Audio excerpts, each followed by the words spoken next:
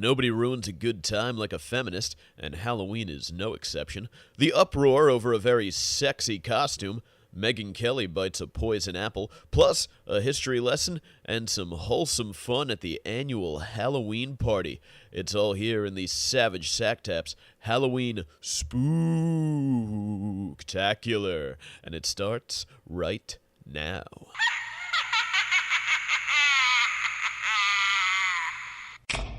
You're listening to the Savage Sack Tap. It's not a podcast, it's not a half-cast, it's just a quick shot to the balls to help you finish off the week. We're cutting through the bullshit, filling your Friday with rage-fueled logic, and cracking a few jokes along the way.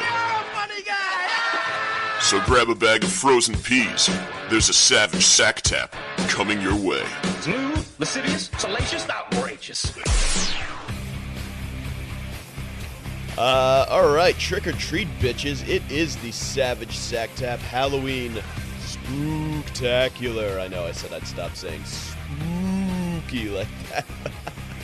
Fuck it, it's fun. I'm gonna keep it spooky. Mike Montone, thank you for stopping by the Savage Sack Tap Halloween House of Horrors on your trick or treating trip. We've got a very spooky episode coming up. I'm gonna keep saying spooky like a fucking homo every time I have to say spooky. I realize this is not nearly as funny as I feel like it is, but fuck you guys, my show. I get to giggle at whatever the fuck I want. All right, you got me, cocksuckers. What's going on? I spent a little time last night watching a History Channel Halloween documentary, so we'll talk about that for a minute. Check out a couple clips because there are some fucking hilarious moments there. At least if you're high while watching it, there are some hilarious moments in there, which I was. So we'll enjoy that together. I'll share a couple tales of Halloween past, and what else happened? We caught up with some friends at the Sack Tap Halloween party earlier this month, so we'll get into all of that in the episode. But first, what would Halloween be without idiots getting needlessly offended at other people's costume choices? Because that's what we have going on right now. I was in Asbury Park. As you know, if you listen to the show, I'm known to frequent the area between Manasquan, actually Point Pleasant, up through Long Branch. I'm a child of the Jersey Shore, and I was down in Asbury Park with the lady friend a few weeks ago, and they had, it was like a zombie bar crawl, and people were, Halloween themed. They're gonna go from bar to bar, lots of fun going on. And I noticed there were, this is Asbury, very liberal, progressive city, a lot of handmade tales, Handmaid's Tale? Is it the Handmaid or Handmaids? I don't fucking know. Whatever that stupid show is, a lot of zombie handmaids, which was interesting because just a couple weeks before that, I had come across an article, and I've been saving it because none of the handmaids that I saw in Asbury were sexy, which is interesting because there's so many lesbians in Asbury. You would think some of them would be sexy, right? Not the case. Sorry, I'm pulling this one up. Here we go. Yeah, the sexy Handmaid's Tale, I think, was the first 2018 costume to cause outrage and offense, and it did it like a month before Halloween. It wasn't even Halloween. Usually what happens is someone wears an offensive costume, like the Boston Marathon victim, or they go out in blackface, which we'll be touching on in a moment, and that's the offensive costume, but it doesn't come. Usually we hear about the offense after the fact. This was like preemptive offense. Sexy Handmaid's Tale Halloween costume sparks outrage. Of course it does. Costume retailer Yandy released Brave Red Maiden, an obvious reference to the award-winning Hulu series The Handmaid's Tale, based on the Margaret Atwood novel. It turns out maybe oppression isn't sexy after all, says you. I happen to think apartheid was very, very arousing. I get an erection every time I think of apartheid. So maybe oppression, maybe it is. I don't know. No, I don't. I do not really. I don't really get erect at the thought of Nelson Mandela getting locked in a cage. That wouldn't be. There's nothing sexy about that. Well, I'm sure certain people find it sexy, but that's a different show. $65. What the fuck? This is what people should be offended by. That this thing costs $65. It's a red sash and a stupid, like a white lampshade for your head.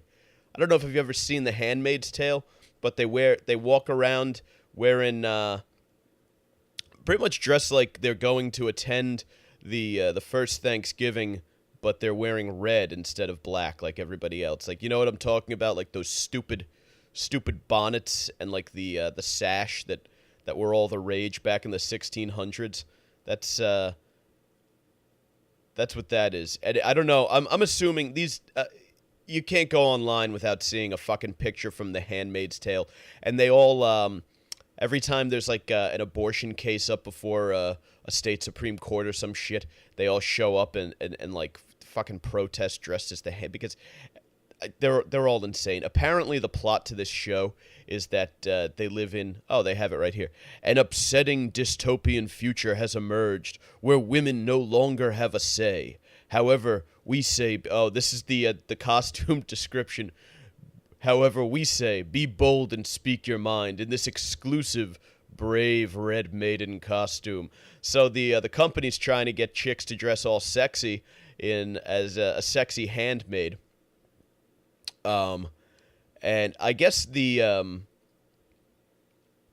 premise of the show is that these it's sort of like eugenics meet sexism, where they're taking like only the best and hottest chicks and using them to service like rich guys so that they can create sort of a master race of kids, I guess is the, if I've never really watched it before, but that's like what I've gleaned from the show, and I have no idea why they dress like it's the 1600s, because I think it's supposed to take place in the future. If I was going to breed a bunch of chicks just to bang so I could reproduce with, I would have them. It seems more realistic that they would wear the sexy Handmaid's Tale costume than the regular one. So if anything, this just seems more, the sexy version seems like a more accurate version, if I'm being totally honest. But one Twitter user shared a screenshot of the and of course we all know everyone on Twitter is perfectly rational, and asked why, sarcastically adding, nothing like a sexy rape victim for Halloween fun. Yeah, I guess that's the fucking thing now, is that everything is a fucking thing. I think they're just, honestly, I think they're just mad because the chick in the commercial is fucking hot. And you know it's Halloween, and Halloween people dress up, and chicks always, those are the rules for Halloween, by the way. If you're a chick, you go out dressed as sexy and then something, right? You're going to be a sexy witch, sexy Donald Trump, sexy Steve Bannon, whatever sexy thing you want, sexy SpaceX fucking Mars traveler, whatever. You put sexy in it, and it immediately becomes a chick's Halloween costume. Sexy Freddy Krueger.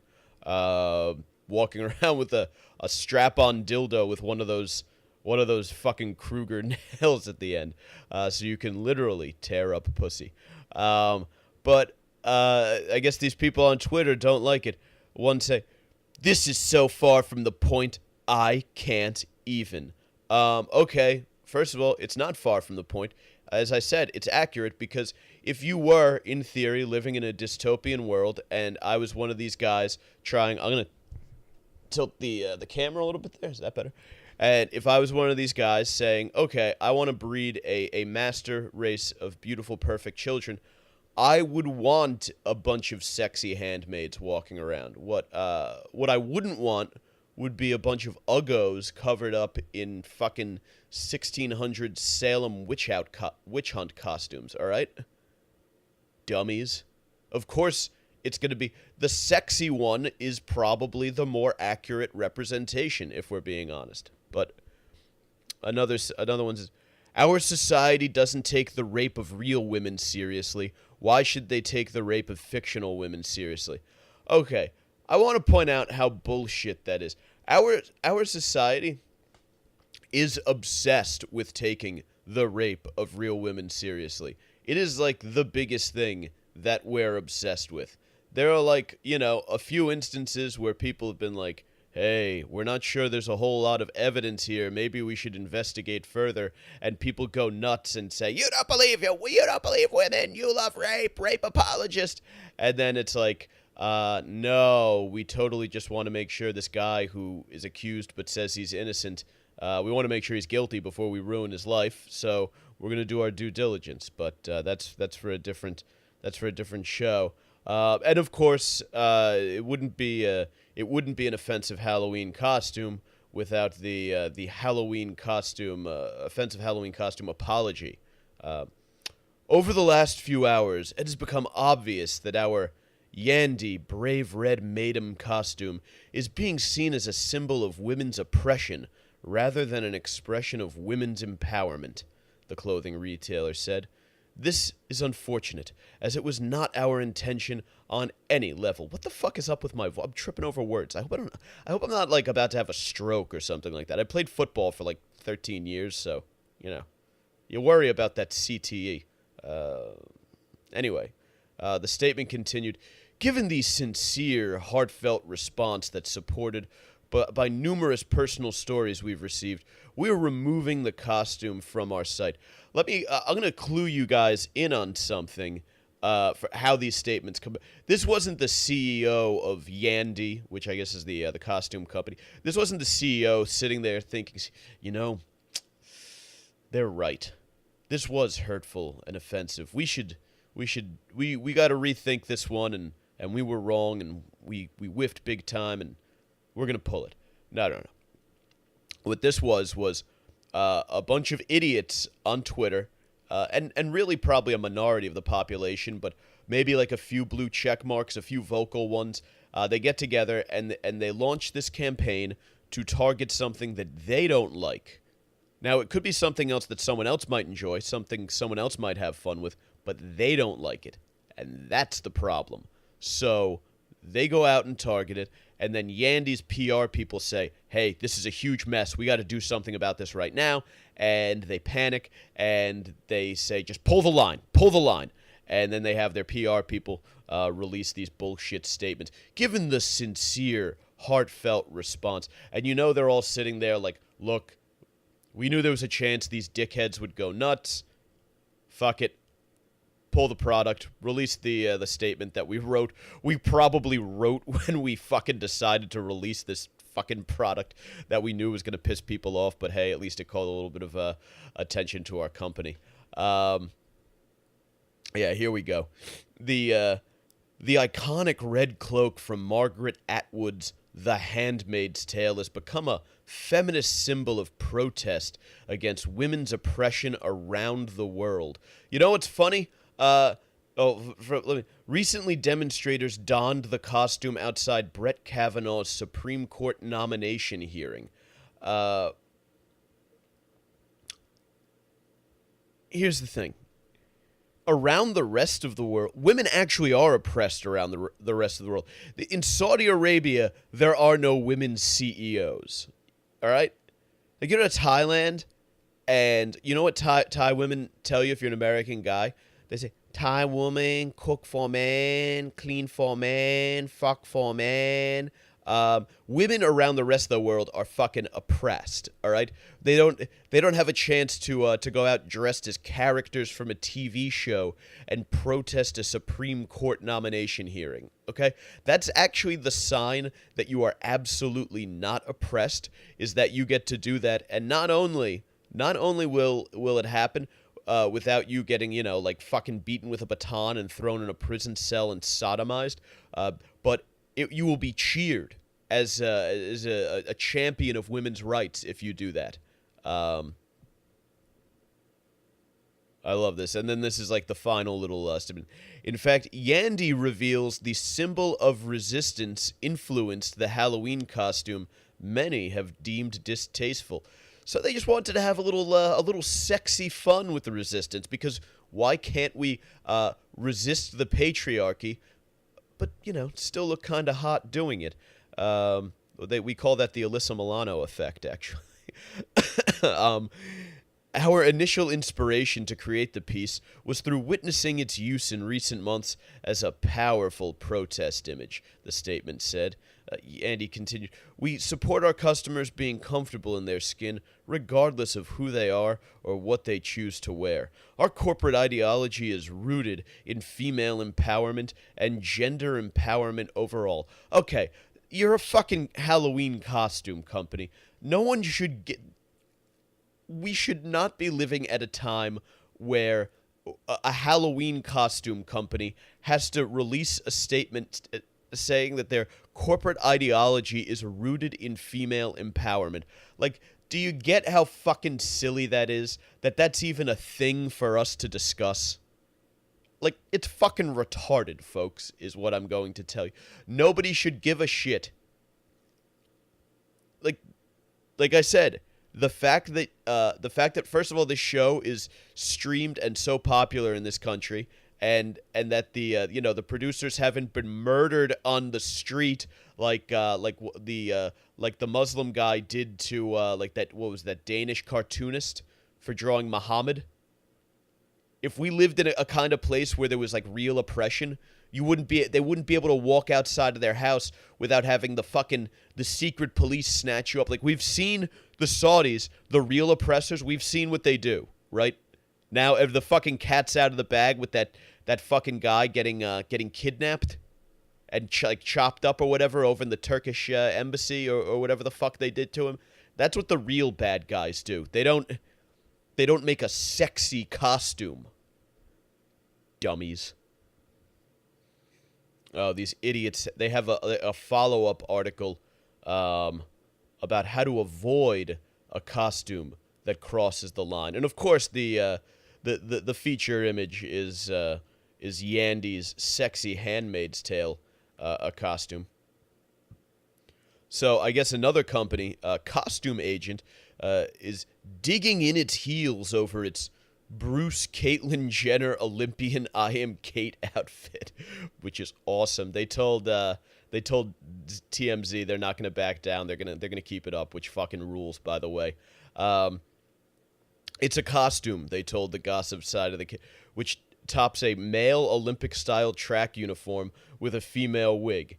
It's funny. And then, I love this. USA Today's stupid op-ed says, it's not, but hey, whatever. Yes, it is. It is funny because the one-time best athlete on the planet, like fucking Superman, decided to throw on a set of tits, grow his hair out, and start putting on fucking makeup, but still bangs chicks. There's a lot funny about that. And he lives with the fucking Kardashians. Everything is funny about Caitlyn Jenner. Caitlyn Jenner is like one of the funniest things about contemporary society. If you can't laugh at the idea of Caitlyn Jenner, you don't have a fucking sense of humor. Now, you could be cool with empowerment and all the other shit and be like, hey, I just want Bruce or Caitlyn to be happy in his skin. But you can also still laugh at the fact that Caitlyn Jenner is an absurd person. If you don't want to end up being shamed on social media or summoned by your company's HR department or school administration after they find out about it on social media, the rules are pretty simple. when in doubt, play it safe. Because isn't that what Halloween is all about? Playing it safe, not doing anything too outrageous, just good, clean fun. Maybe you'll have some candy corn, and I like to watch my favorite Halloween program, The Great Pumpkin, Charlie Brown. Yeah, that's what I like to do on Halloween. Nothing too out there. Shut the fuck up. Let's see. Need more concrete guidelines? First off, stay away from any costume with racial overtones. Think Julianne Hough's orange is the new black-inspired look a few years back. I don't know. I know the name Julianne Hough. I don't know what the fuck she does or what the hell she's well known for. I guess she did something in blackface. And of course, this lesson was reinforced Wednesday when NBC Today host Megyn Kelly had to apologize for comments she made saying that when she was a kid, it was acceptable to wear a costume involving blackface as long as it was respectful. We'll get to that in a moment. Yeah. What else? These fucking idiots. I'm getting sick of this article. Oh, here we go. They say, other terrible costume ideas. Any that make light of the oppression of a whole group of people, looking at you, sexy Handmaid's Tale, appropriates the culture of an oppressed gender or race. Hello, Native American temptress, or indulges animal cruelty. Remember the Minnesota dentist? Oh, the guy that killed, he killed, what was his name? Cecil the lion? So what, did they dress up as a dentist with like a big dead stuffed lion? That's actually pretty fucking hilarious. So you can't have fun on Halloween, according to these dopes.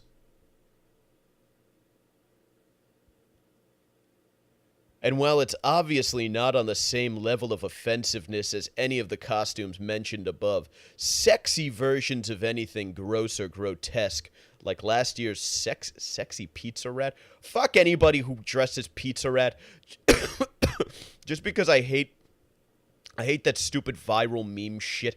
It was a rat pulling a piece of food down the subway steps, and it happens all the fucking time.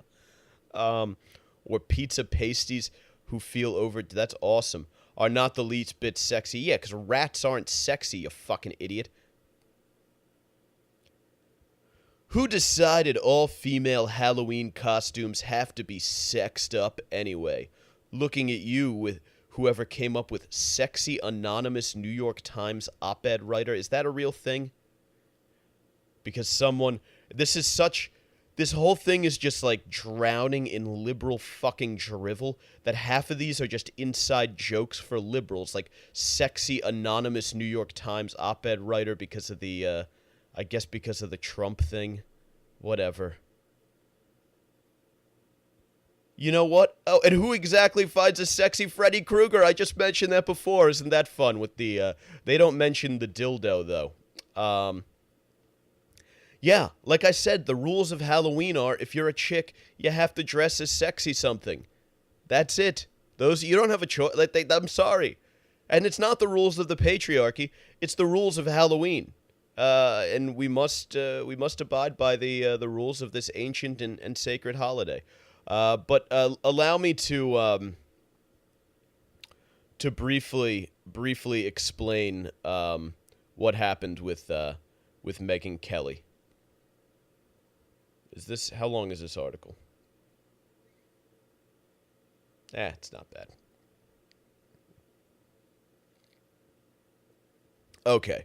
So, since we're talking about offensive Halloween costumes, by the way, it's getting fucking steamy in here. I gotta pop this sweatshirt off real quick. 1 sec.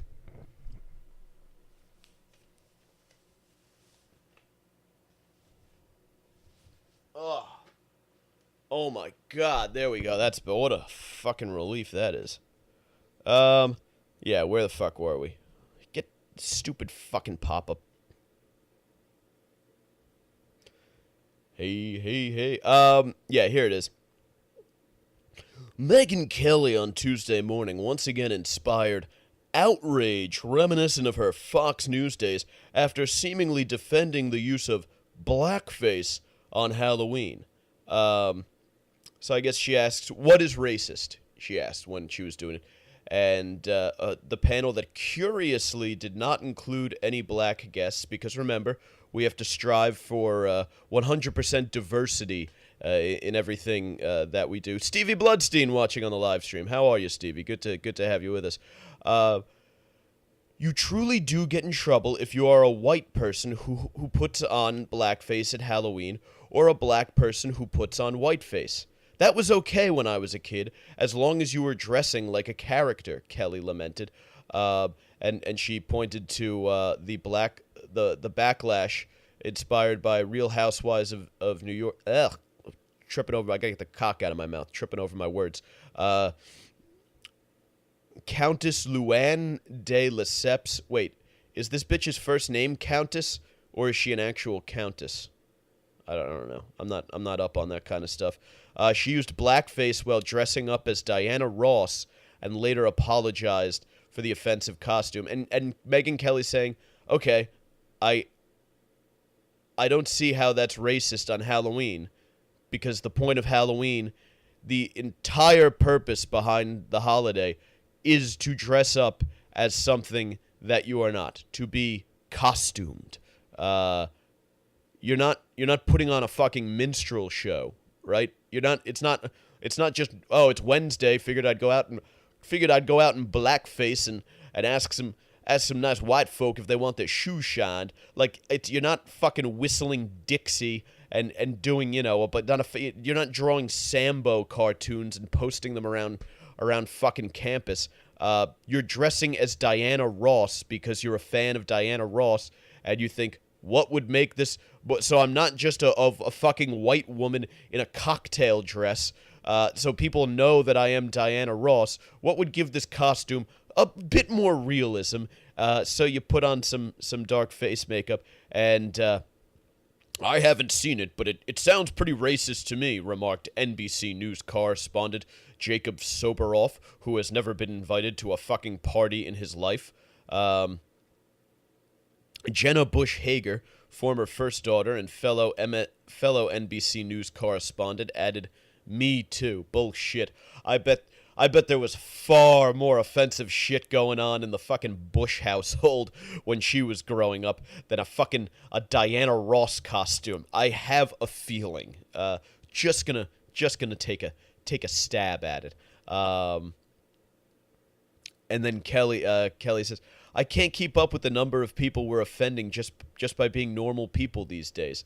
And of course, the blowback online was nearly instantaneous. But isn't that a legitimate fucking question?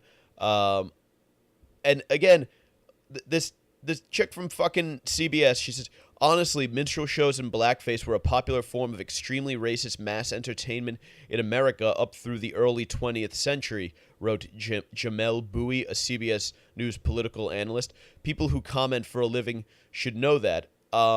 Okay, but that's not what she was saying. I think she was saying the exact opposite. It wasn't a minstrel show. It was an homage to a black artist, and she was just trying to dress like that because, again, if she didn't, then she is just a white chick in a cocktail dress. So you're saying is you can't even like a black person so much that you decide to imitate them, which that is now racist. Which is funny because Rachel Dolezal did it, and everyone seemed to love her. No problem there. Sean King, very popular. Don't want to get into the racial dynamics of that because it's a whole different episode. But Sean King, very popular guy. Okay, all right, fine. Moving on. You can take the host out of Fox News, but you can't take the Fox News out of the host, wrote New York Times political reporter Osted Herndon. Oh, Jesus Christ. New York Times political reporter. Wonder what their bent is. Wonder if they have an agenda, an angle. Oh, yes. Oh, here. Oh, fantastic. Kelly's comments also drew the ire of celebrities, including Top Chef host Padma Lakshmi, who tweeted at the NBC host, I cannot believe you have the ignorance on this in 2018. You are on national television. You have a responsibility to educate yourself on social issues. No, she fucking doesn't. She's on a garbage show on a garbage network that does garbage in the morning that idiots watch when they get ready for work, or when they're at fucking work, or if they're fucking housewives that sit around all day, and they play it in like car dealerships and shit when you're sitting around waiting to get your fucking Honda serviced. She's on a safe, bullshit, boring show. All right, it's just so silly. Let's not pretend that network TV is important. I realize that the networks suck their own cocks 24/7, but there is nothing important going on network TV. It's all bullshit. The most trusted name in news, Brian Williams, got caught lying his fucking balls off on network TV. You idiots are fucking done. You're done. Streaming and digital and all of that is just jumping on your fucking graves right now because of this stupid stance. As the Daily Beast's own Asawin Supasang reported in 2015, Kelly has a history of racist on-screen moments, accidental or otherwise. During the 2008 election, she infamously led the Fox News charge in claiming that the new Black Panthers were destroying American democracy. I have no idea. I don't know. Kelly later lamented via the Washington Post that reporting on the subject had been viewed by racist, but her most 2013...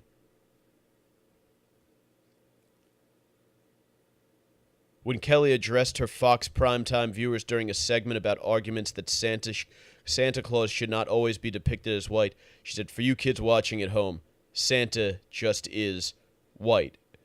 She later added, "Just because it makes you feel uncomfortable doesn't mean it has to change. You know, I mean, Jesus was a white man too." Well, Jesus was a Middle Eastern man. I'm gonna disagree with her on that. If Jesus existed, he was probably a Middle Eastern guy with a Jew fro. But Santa Claus as white, I mean, the fucking guy was Scandinavian, wasn't he?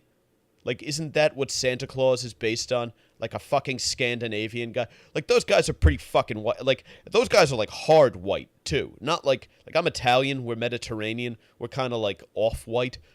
Scandinavians are some Caucasian motherfuckers. So, yeah, I get when people are like, oh, yeah, Santa Claus is white. But this is not the Christmas episode. That's coming in a couple months. This is the Halloween Spooktacular, so I'm gonna keep it to Halloween shit. But of course they bullied Megyn Kelly into apologizing because she was dumb enough. If she had stayed with Fox News, Fox and Friends in the morning, all those great shows, they make fun of this bullshit because it's silly and ridiculous and frivolous and frankly, it's pretty fucking absurd that she should have to apologize. But I guess that's what she gets for being on a fucking network. Fuck the networks is what I'm saying. But again, that has nothing to do with Halloween. Nothing spooky about that. Moving on with our Savage Sack Tap Halloween Spooktacular. We'll be doing the rest off of Facebook Live.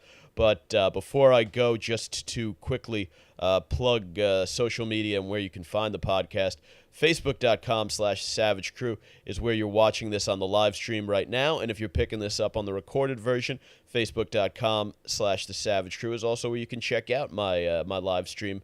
Usually on there about anywhere from 3 to 5 mornings a week, spouting off nonsense about whatever nonsense is going on in the world. And then at Mike Montone on Twitter, at Gary_Moyler on Instagram, Moyler spelled Moyler for those of you who are too dumb to spell Moyler. And you can find the audio podcast is all over all of the podcatchers out there, Podbean, Stitcher, I don't know, fucking all of them, iTunes, whatever. And you can find it as well at thesavagecrew.libsyn.com, Libsyn, for those who want to check it out there. Thank you for tuning in. We're going to go on with the rest of the Savage Sack Tab Halloween Spooktacular in just a moment here. and I will catch the resties laters on. And alright, Savage Sack Tap, Halloween Spooktacular, moving on, onward and upward in a very, very spooky direction. So, you guys might not know this about me, but two things I enjoy thoroughly: documentaries and holidays. If you remember our Christmas episode from this year, what the fuck did I call? Oh, yeah, the Lord of Misrule. I like when I forget points in the middle of making points, because I'm a little bit baked podcasting. Feels fucking great though. But you know, we had the Christmas episode, the Lord of Misrule, that was inspired by the History Channel documentary on Christmas, and there's this other one that they do. It's called The True Origin of Halloween. That fucking also rules. It's just the history of Halloween. So if you're into Halloween, is the shit. I mean, what's not to love? You got chicks getting dressed up nice and slutty. You got candy. You got parties. It's football season. It's nice, brisk hoodie weather. Great shit all around. So they got this documentary, and it goes from like olden times all the way up through the present day. And there's the chunk of how Halloween came to America is just one of the great pieces of YouTube out there, because I don't even think you can get this on like History Channel on demand anymore. I think all they do is show fucking weirdo reality shows about manly bearded gentlemen with obscure jobs. Like, I feel like that's like the current History Channel model. But anyway, eat up too much more fucking time. Let me hit play on this. You got to watch it on. Do yourself a favor and watch the entire thing on YouTube. But we're gonna watch. I got just like a little chunk of it, because it's just so much fun.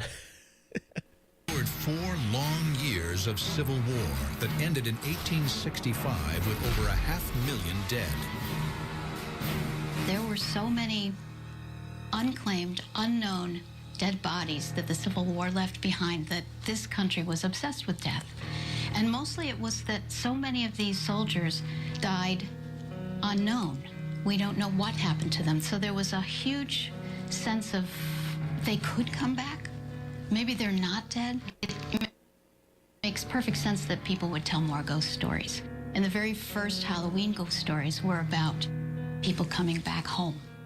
That's fucking wild. Like, you did not know that. You motherfuckers out there getting ready to go trick-or-treating had no idea that all, like, the ghosty, spooky shit about Halloween comes from the fucking Civil War. Like, that's a mind-blower. I didn't know that. I was a Civil War buff when I was a kid. And I love Halloween.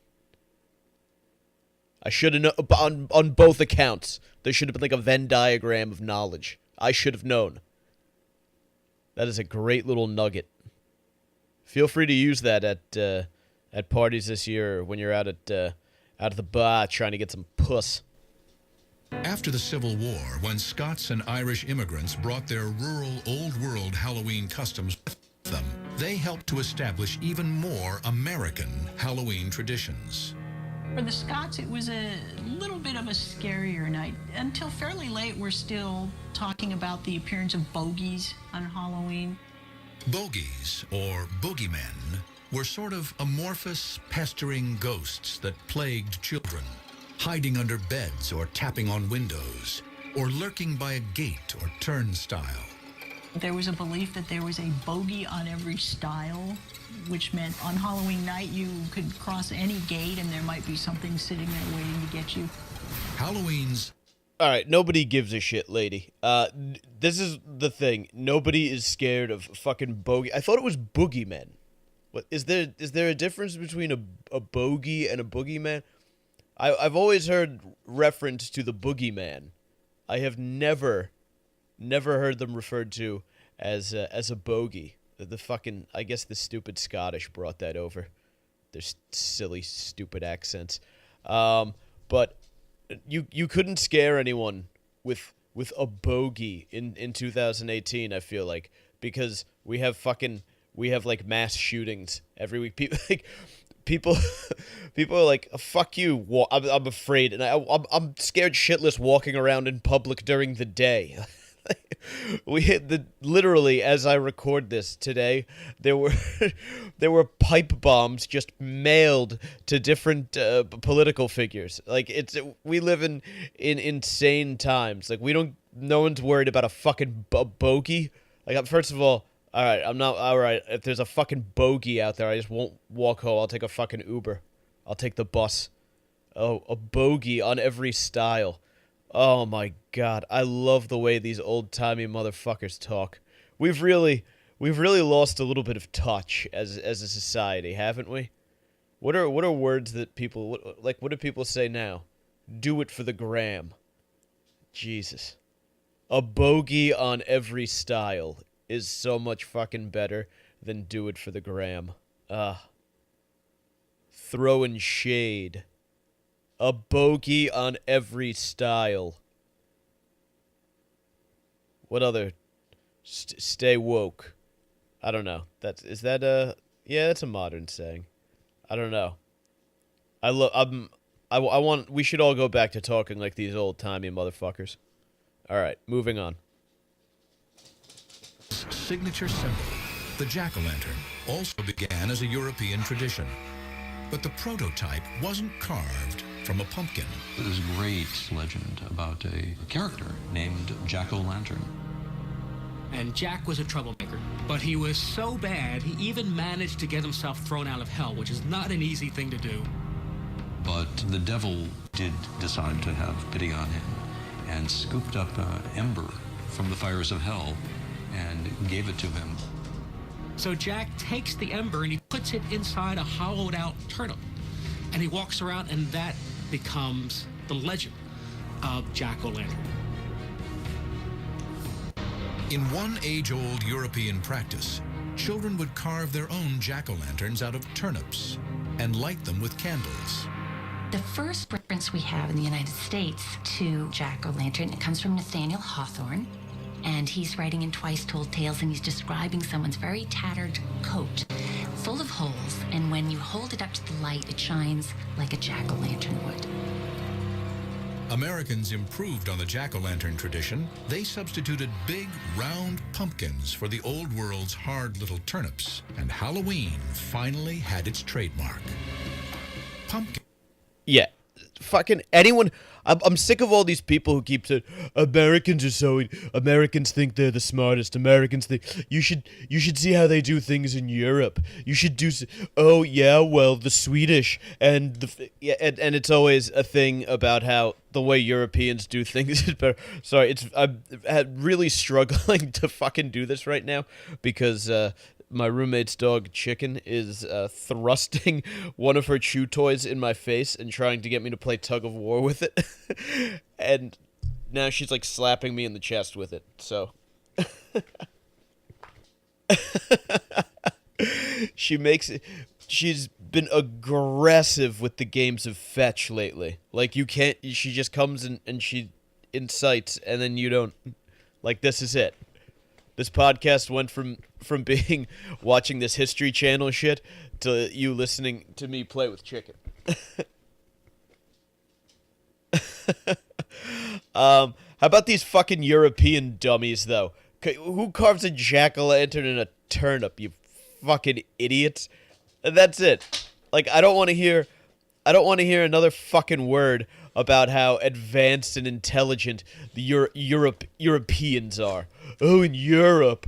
Actually, in Europe, they pay their waiters a salary, so you don't have to tip. Actually, in Europe, actually, that's not the way they do it in Europe. Well, when I studied abroad in Europe, the Europeans, well, did you know that in Prague, I was living in Sevilla, actually, in Milan, suck my fucking cock. Because Americans are smarter than Europeans, and that's why we figured out that a turnip is... how do you cut a fucking turnip into a fucking face anyway, you fucking idiots? Have you ever seen a turnip? They're so fucking small and hard. Like, you have to be a complete fucking idiot to try to make a jack-o'-lantern out of a fucking turnip. All right. Keep going. Pumpkins are generally harvested around Halloween, and kids realized jack-o'-lanterns could be a prankster's best weapon on Halloween night. I love this. Kids figured out this great thing they could do. They could take a pumpkin and you could hollow it out and you put a candle on it. And then you take that pumpkin and you put it on a stick and you put a sheet over it. These little shits. Around, you can put it in front of a window or something, and it's really a pretty scary picture. They just go around. Jacks also brought with them the more rambunctious, stone-throwing, prank-playing Halloween reveling to America. And on Halloween night, at the dawn of the 20th century, there was a whole dark world of trouble just waiting for American boys. I'm going to be honest. My absolute favorite part of Halloween is the wanton destruction.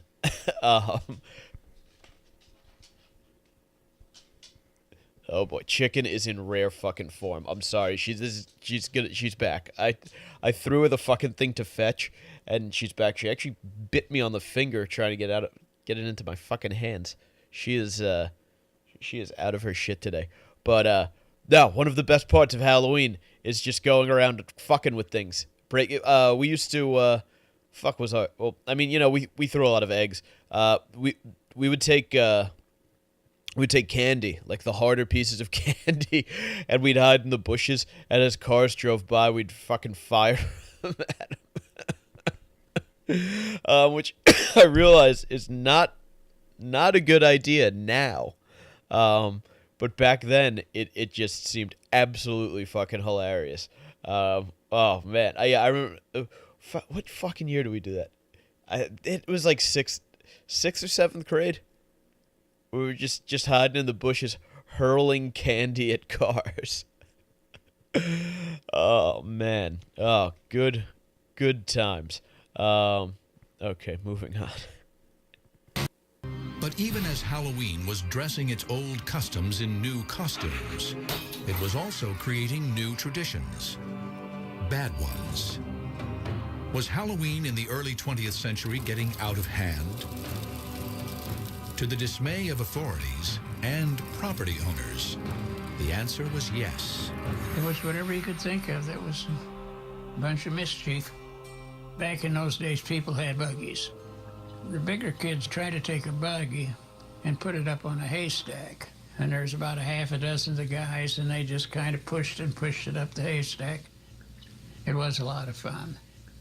Oh, we never did.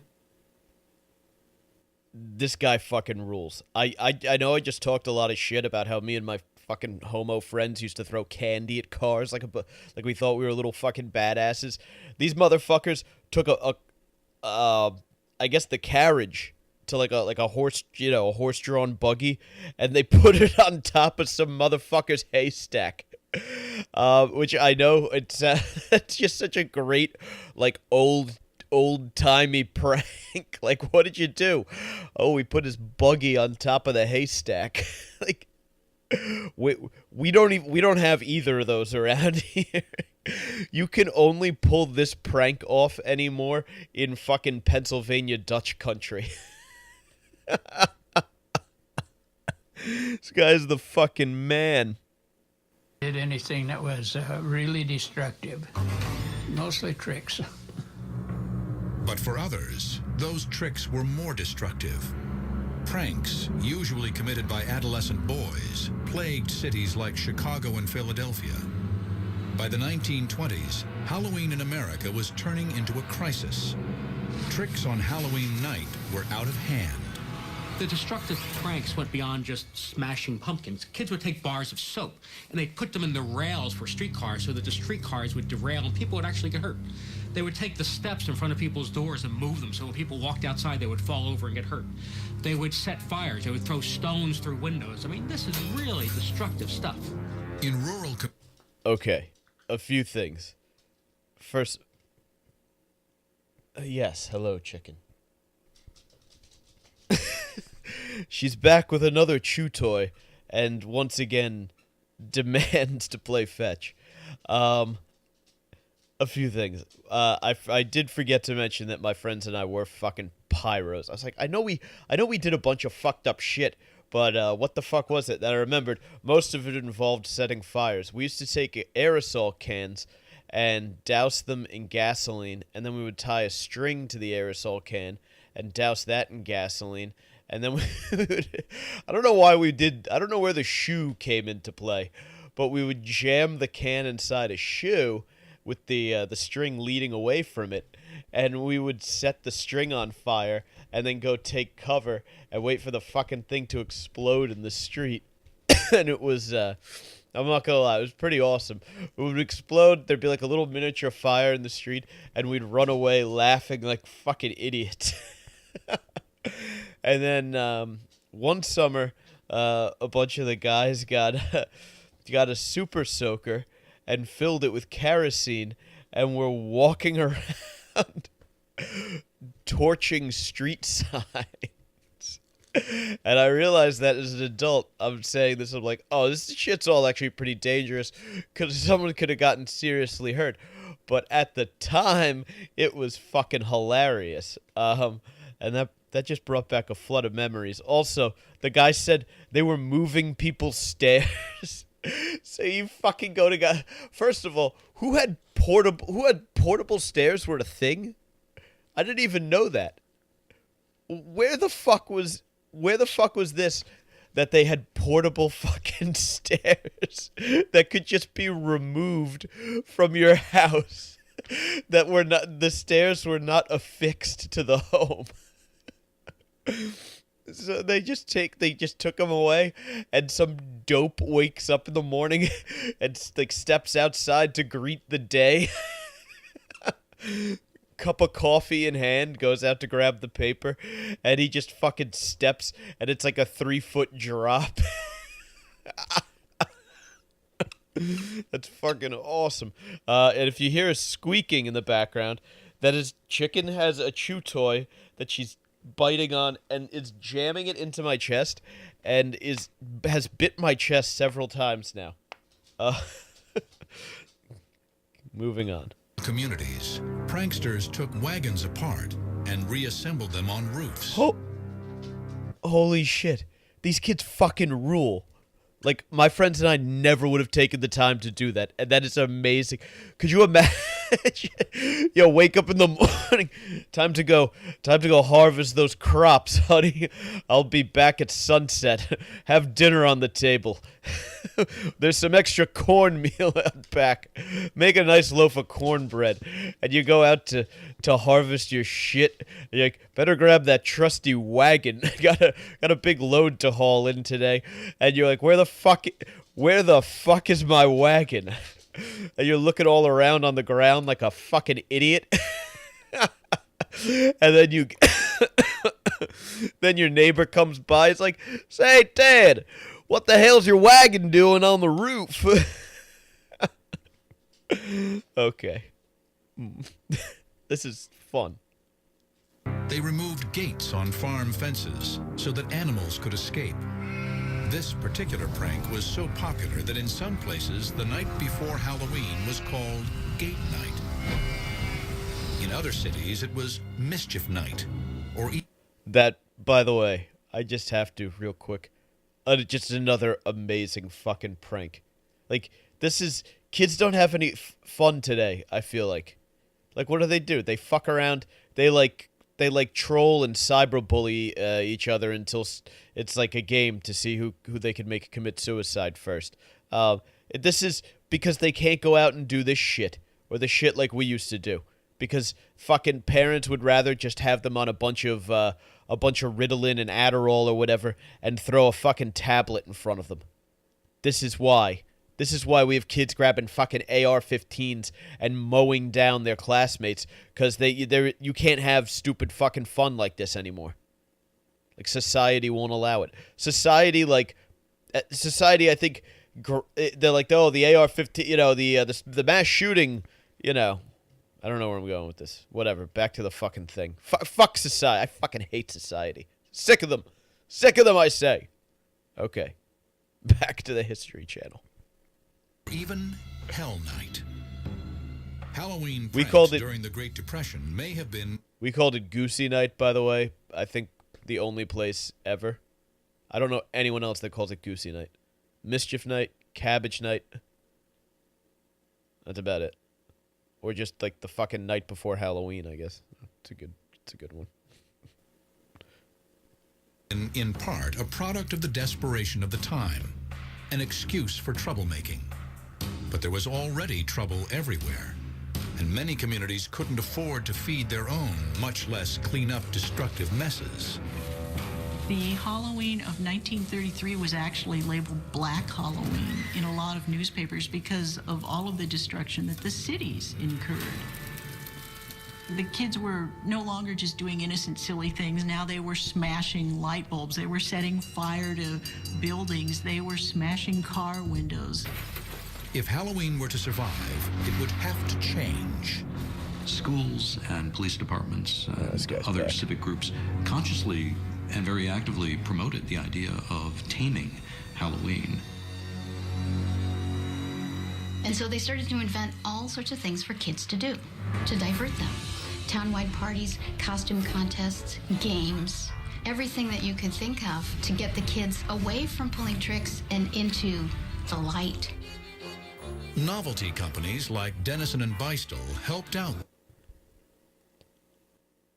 If I had tried to convince my friends that we should spend our fucking Halloween going to a town, like a town party to play games, to go like fucking bob for apples and do like this trunk or treating bullshit that they do these days, my friends would have just thrown eggs at me.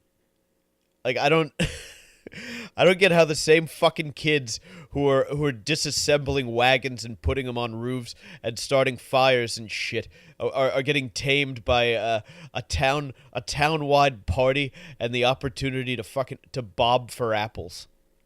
Which, by the way, bobbing for apples is the most bullshit fucking party game ever. How the fuck did that become a thing? Oh, let's go to the town party. They're gonna have a fucking tub full of ice water and apples, and we'll all stick our faces in and try to take an apple out with our teeth. My, won't that be a hoot? Ugh. How fucking awful. I would so much rather go out and set shit on fire. Is that just me? Fire is like, I know as an adult, wrong thing to do. Bad idea to go around setting. It's a felony, actually. But I also know that as an adolescent boy, I would a million times rather go out and set shit on fire and throw rocks at shit than go fucking bob for apples at a chaperoned Halloween party. Dennison was one of the first companies that realized there was money to be made off of Halloween. They started to put their own Halloween materials out for retail sale in drugstores all over America. They also made masks and paper costumes. This was a first. It was the first time that costumes were specifically made and marketed for Halloween. Before that, costumes had all been homemade. When I was a kid, it wasn't Halloween outfits like you wear now. So basically, you wore your overalls or your jeans or sloppy clothes, but you didn't go downtown and buy a special outfit just for Halloween. Just anything, to make yourself a little conspicuous. Paper costumes were fancy. That fucking old guy rules, by the way. On the Chiron, like the bottom third for like the little like name thing that they put there for like the way they describe you, like like if it's like fucking Nick Saban, Alabama football coach, like it says they describe this guy as a former trick-or-treater. Like, I get it because that's what the fuck he is, that's what he's talking about, but I mean, how the fuck does that distinguish him from anybody? Like, what expertise does he have? And I mean, I love him. Great fucking old guy voice. He's got great old-timey tales of shoving fucking buggies up on top of on top of bales of hay.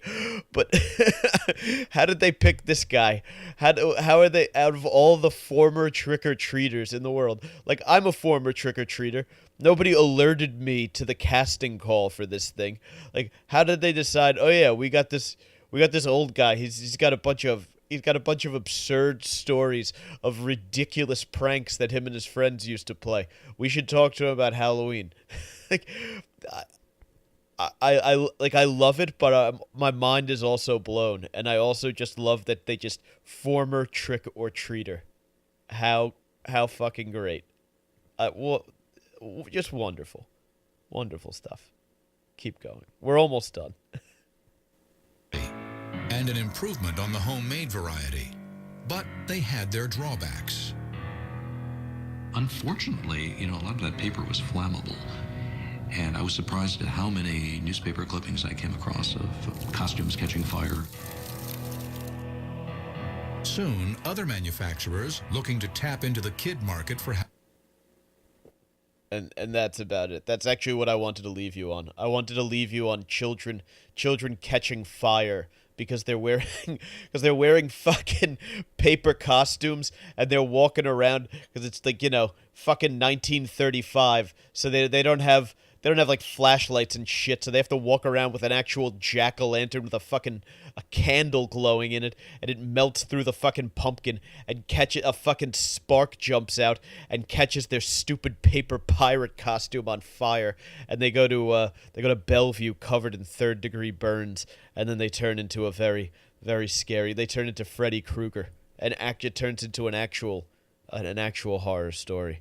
Just think of and by the way, I can make jokes about burning children right now because it's burning children a long time ago.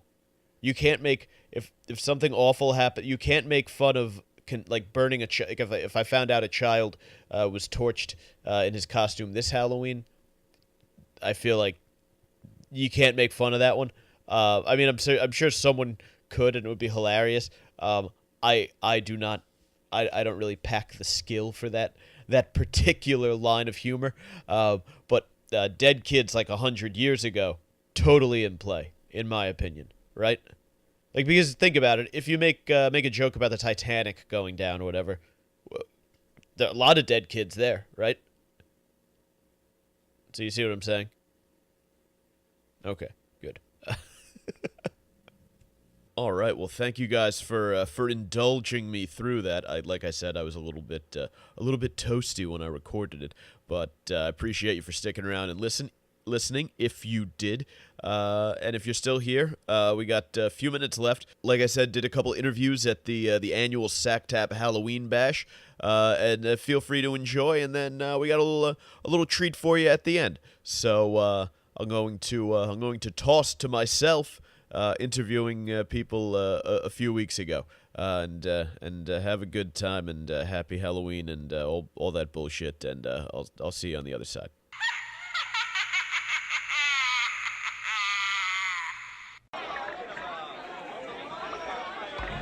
Hey, what's up, guys? Trick or treat, happy Halloween. It's Mike. I'm at the Halloween party right now. I'm interviewing some guests, and we got a whole bunch of fucking weirdos walking around. This guy looks like, I don't know if he's doing a Freddie Mercury impression or if he just left the leather bar, but looks like he knows his way around a cock or two. So what's going on there, fella? Why don't you come on down, join us for the Savage SACTAP Halloween Spooktacular. Come on down. Hey, please don't sit too close. Thank you. A little too close. Uncomfortable. Awkward. It's weird that our legs are touching.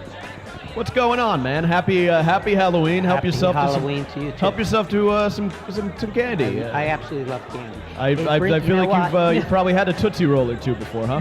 It brings out the season. I'd like to introduce myself. I'm Dante. Dante, nice to meet you. I'm Mike. Nice How you doing? to meet you too. Well, you have a very. You learned that in grammar school. Me. It's that's okay. Weird. We learned that in grammar school. Okay. Hands to yourself. Hands to yourself. Nice well, hands to yourself, please. Okay, don't watch the equipment. You dress up well. Anyway. I do dress well, thank you. I am Dante, but everybody calls me Pickle. Why do they call you Pickle? Well, there's Did you get in a lot of story. trouble as a kid, and would they say, "Oh, there's Dante again. He's in a pickle"? One night after we all came out of the closet, we decided to have a gangbang. What? And a few friends and everything, went to a friend's apartment, and here I was watching my one Now, friend. when you say gangbang, yes, what for those who don't know what a gangbang is, could you maybe fill them in, let them know? well, I would say there were about 4 or 5 of us in the room. A gang. A gang. A gang. 4 or Get 5 is a ready- gang. That's a gang, right? getting Yeah, to be 4 or banged. 5 is a gang. And bang. What do you mean by bang? Well, they were getting fucked you're up the taking- culottes. Oh. Oh. I thought maybe it was. Does that I thought it was- surprise you? No, I thought maybe. Does that surprise you? I thought maybe, because you said gang bang, I thought maybe that meant that you'd be getting with a gang of friends to maybe bang pots and pans and make a lot of noise. No. Actually, it's a sex party, but I'm trying to tell you how I got the name Pickle. So anyway, I go to the party, and one of my friends, I'm in back of him, and I'm watching him get rammed up his culottes. And while he's getting rammed up his culottes, another friend of mine is giving me the old dildo up the ass. And I keep screaming, Now, dildo. For our viewers who have never been to, and our listeners who have never been to a gangbang before, can you explain what the old dildo up the ass is? Well, there are so many there are so many sex shops in the village. I mean, there are penises that look like penises. They're made of plastic. They're made of rubber. They're all different types of things.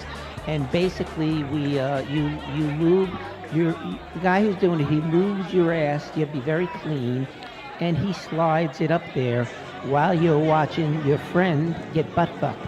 That's basically it. But what I'm trying to tell you is, I'm getting the dildox while my friend is getting fucked by the peanuts, and I keep screaming. Pinotski, is that Polish? Yeah, well, you should know you're Polish. Of course, Pinot. Pinot. Well, Pinot is a type of wine. Or you could go Pinotino, which is make it Pinotino. Italian. Anyway, I'm watching him, and I just start screaming, more dildo, more dildo, more dildo. And all I know is, when it was all over, the next night we're at a club, and somebody starts calling me Pickle. And everybody's laughing, they're calling me Pickle. I said, why are you calling me Pickle?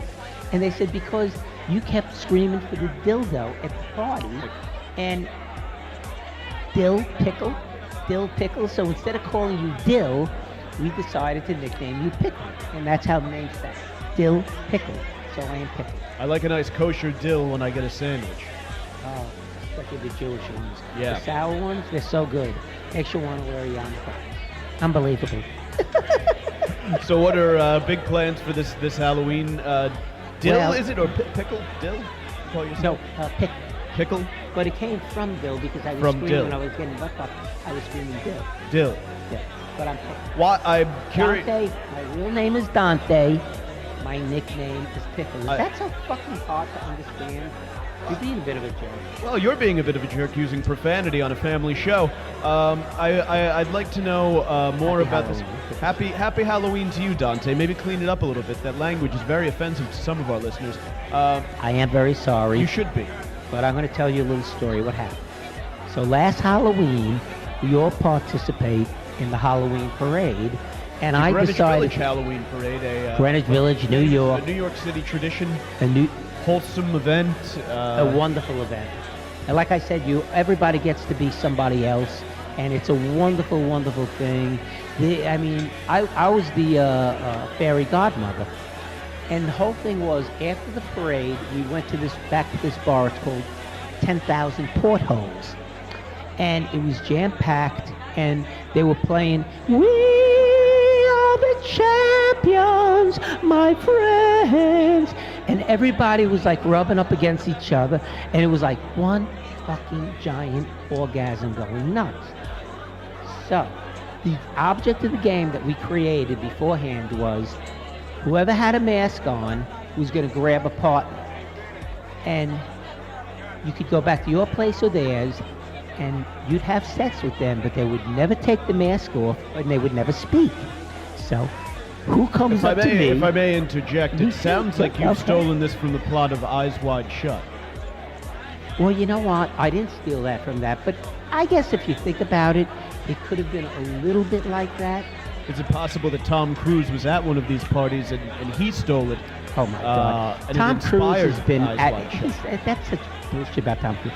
He's been at all these parties. Believe Has me. he? A regular participant. He's got the greatest butt. You have no idea. Well, it's a bit unfair, isn't it? He gets to spend all of that time working with a Hollywood trainer, while hard-working men like you. What do you do for a living, Mr. Dill Pickle? I'm retired. Really? Well, what before that? Well, you know, my father was an architect. He made a lot of money, and my mother was an archaeologist. And you know what? Well, she always said I had rocks in my head, but you know what?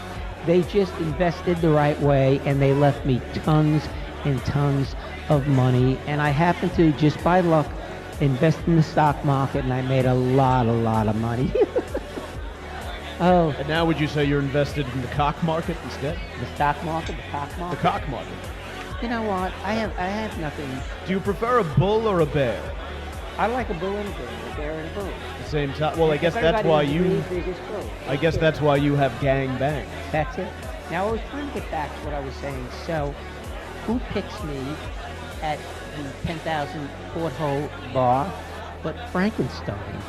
So Frankenstein. The monster. Frank and Jewish friend. No, Frank. Dr. It was a movie years ago back in the 30s. Dr. Frank and his friend Stein. Dr. Frankenstein, yeah. And you know what? Dr. Frank and Stein.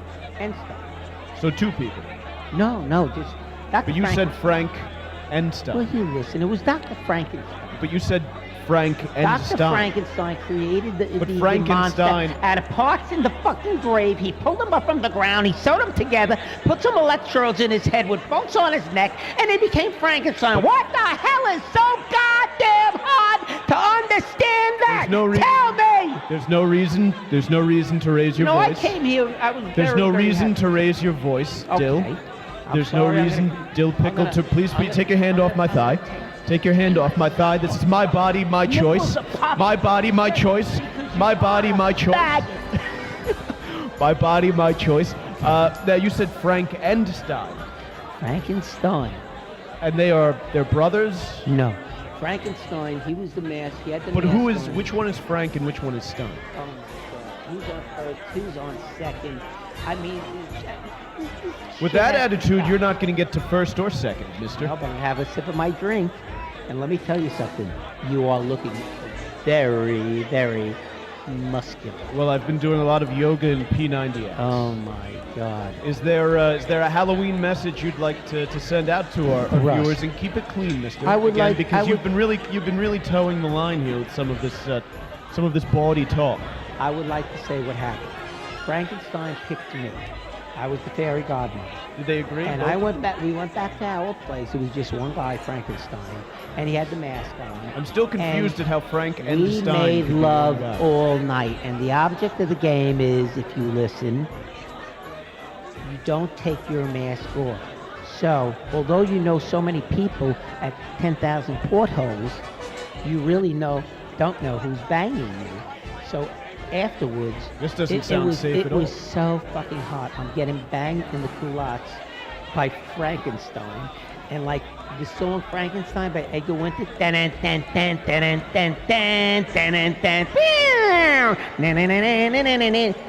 playing. I think you mean Alice Cooper, but okay. No, that's Edgar Winter.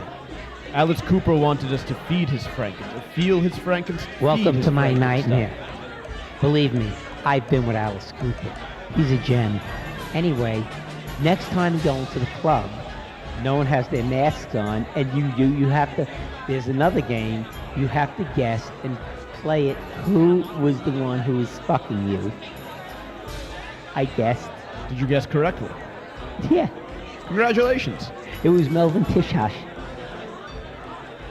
Melv and Tishash. Oh, you're always with the double. Melvin Tishash. He's one of the guys who hangs out at 10,000 portholes. Melv and Tishash and Frankenstein. A lot of Jewish men hanging out at this gay bar. Oh, yeah. Popular? Very, very hot. Very, very erotic. Circumcised. Very, very hot. circumcised. Always circumcised. Well, I'm not prejudiced. I have no feelings whether you are or you're not. I think beauty and skin and sex and soap and oils and things like that are a very, very erotic, beautiful thing. And I just have no feelings about that. Before you go... Would you like a Tootsie Roll? Of course. Before you go, mushroom or anteater? Mushroom or anteater? Both. You greedy son of a bitch. Happy Halloween. Do you have a Halloween message for our viewers and our listeners before you... This is what before I I like kick to you off of my couch and have it sanitized by a cleaning crew? This is what I like to say to you all. As someone wrote my yearbook many, many, many years ago, never do what they tell you. Just what you think is right. Happy Halloween, everybody, and thank you very much for having me on.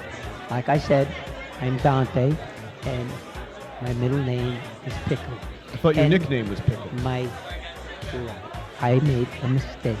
My nickname is Pickle, and when I leave here, I'm gonna hop on my motorcycle. Bye! Goodbye. Happy Halloween! Watch out for little kitties! They smell like shitty!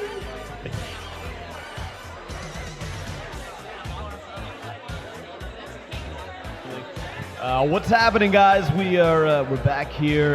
The Savage Sack Tap Halloween Spooktacular. We're hanging out at a little Halloween party back in Bergen County, New Jersey, checking out some of the people, looking around. I think I see an old friend of the show. Is that? I think that's our friend Tabanuch Stock to Bone from last year. He stopped by. Let's see. Tommy Tabanuch, what are you doing, man? You hate Halloween. What are you doing at this party? Why are you at I've talked to you before. You despise Halloween. What's going on? Why are you here? First of all, do you like my costume? I'm a nasty woman. I'm part of the resistance. Do you mind grabbing? I'd love to interview, but I gotta have you grab that microphone. It is chilly. Well, it's October. Frost is on that pumpkin, baby.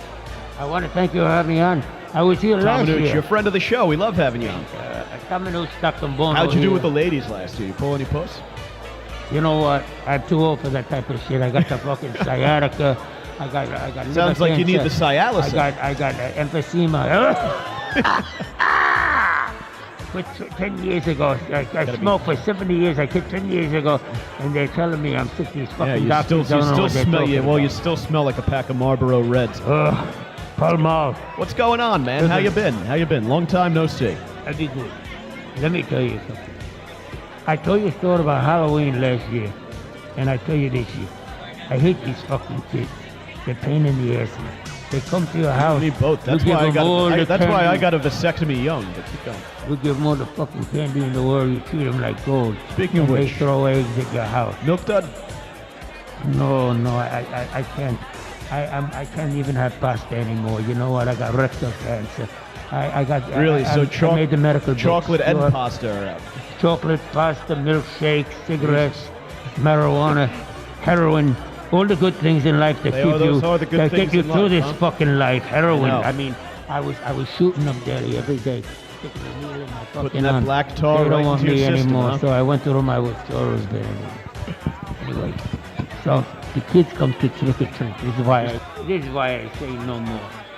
So I get you can see the candy I have here, and the kids knock, and trick or treat. They love coming to my house. I give them candy. So one kid. He comes dressed up as like a fucking terrorist. The scarf around him, you can't see his face. Oh boy. And I gave him, this is a true story. For all you know, he could have been a real terrorist. True story. And I tell him, I give him candy. And all the other kids walk away, he's standing there. I give him more candy. He's not saying a word, he's just standing there. And I told him, let me tell you something, you motherfucking pussy. You look like a terrorist. You know what? You scumbag. Here's a little more candy and get the fuck out of here. He stood there for a minute, stared at me, and walked away. But this is the kind of the shit the parents raise the kids with today, to intimidate you, to make you frightened, to make you feel sick about society, that you want to go outside and shit in their fucking trash can because they're fucking animals. So the next time I was hoping I was hoping this kid come along. And I waited for him, and I waited for him. And I think it was him, but he didn't have the terrorist. This is the next year. He didn't have the terrorist mask. What was he dressed as this time? He was, if it was the guy I was thinking of, he was dressed like Peter fucking Pan.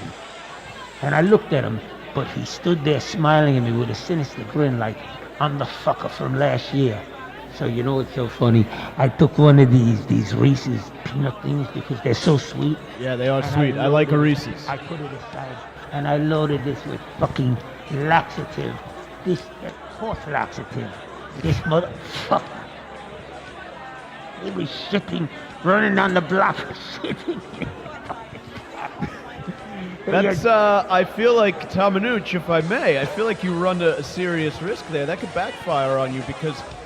Backfire on me? They backfire on the people who were behind him. They were shit fucking all over the fucking place. If this boy is as much of a problem child as you say, might he not have been motivated to take, after passing the laxative, take some of the dropping and maybe throw it at your house? Has he ever done anything like that before? Well, you know, you say that and everything because you're a cocksucker. I went to my mailbox the next day to get my mail. I came out with a handful of fucking diarrheas. Oh, no. Yes. Tamanuch. Oh, no. Oh, yes. This is hoisted by your own petard. Motherfucking cocksuckers do today because there's no law. What you should do is douse them with gasoline and fucking light the match. And I'd be the first one to get the fucking marshmallows. The first one. That's what I have to say about that. Tamanuch, I think you just admitted to any number of felonies. But happy Halloween. Do you have any big plans for this year?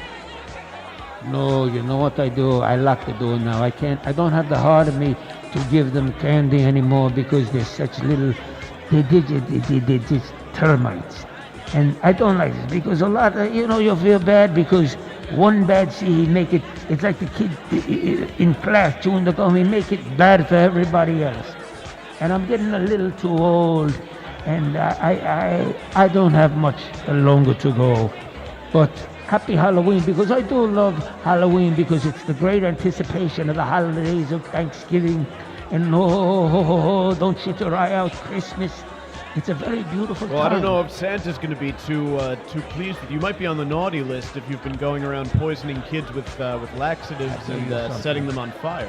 There is nobody who loves me anymore. I don't get any gifts, nothing like that. I'm an old man with arthritis. I put the blanket on me. I sit Christmas Eve in front of the fire with a little old Irving Berlin Christmas music playing, and I think about the memories and all the people I knew in my life who were gone. And my nieces and nephews, they was Jackie and Michael and Joey. They have children. They don't care about their uncle anymore. And my beautiful wife, Tina, she left me a long time ago for this black man. I don't care, but white women do love black meats. That's true. She was beautiful, and the kids took her side. That's the cause of all racism. And they stood by her side. And that fucking guy, my brother and the sister-in-law, when they take me in, and they say, Tommy, can we help you out? We feel very bad for you. And then they wipe the shit in my face. They tell me who my wife was seeing. They're no good either. They're no good. So I spend it alone. And like my mother said, you're going to die alone someday. And you know what? I don't care anymore because I got a Reese's peanut butter.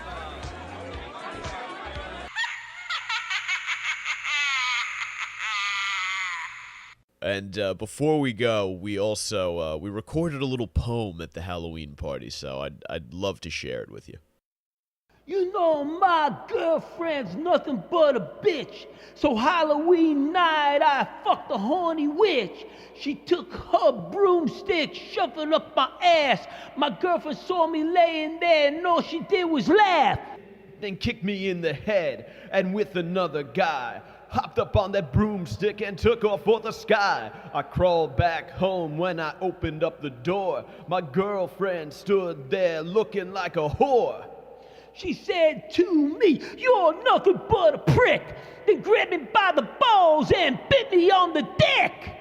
I woke up and realized it was just a dream, and I never really fucked a witch on Halloween.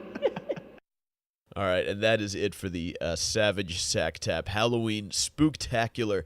Thank you for joining me. Have a safe and happy Halloween, and check me out on social media. Don't forget to Twitter at Mike Montone, at Gary_Moyler, Moyler, Facebook.com/The Savage Crew, and you can continue giving yourself a real scare by downloading this podcast. We got plenty of episodes up, thesavagecrew.libsyn.com, or you can find a link to everywhere that it's available, iTunes, Podbean, all that bullshit, if you visit us on Facebook, facebook.com/thesavagecrew. So check that out, and I will catch yous later.